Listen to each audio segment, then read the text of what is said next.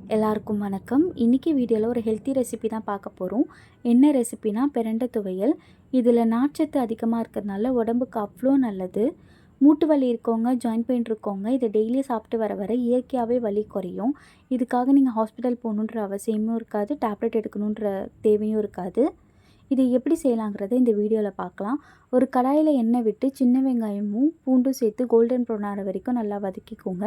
ஒரு ஸ்பூன் அளவுக்கு நான் கருப்புளுந்து எடுத்திருக்கேன். கருப்புளுந்தும் எடுத்துகிட்டு கோல்டன் ப்ரௌன் ஆகிற வரைக்கும் நல்லா வதக்கிக்கலாம்.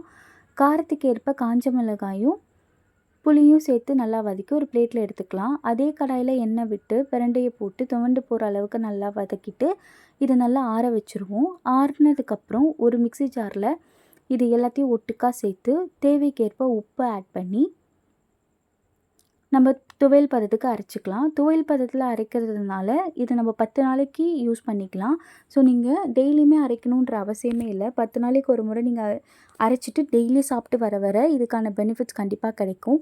நீங்கள் செஞ்சு ட்ரை பண்ணி பாருங்கள். ட்ரை பண்ணிவிட்டு இது எப்படி இருக்குன்றதை எனக்கு கமெண்ட்ஸில் சொல்லுங்கள். இன்றைக்கி நான் இதை சுடசோறில் சாப்பிட போகிறேன்.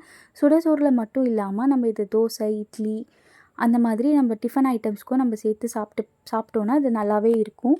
ஸோ இதை சாப்பிட்டுட்டு ட்ரை பண்ணிவிட்டு கமெண்ட்ஸில் சொல்லுங்கள். இந்த வீடியோ பிடிச்சிருந்தால் லைக் பண்ணுங்கள், சப்ஸ்கிரைப் பண்ணுங்கள் அண்ட் ஷேர் பண்ணுங்கள் அண்ட் சப்போர்ட் பண்ணுங்கள்.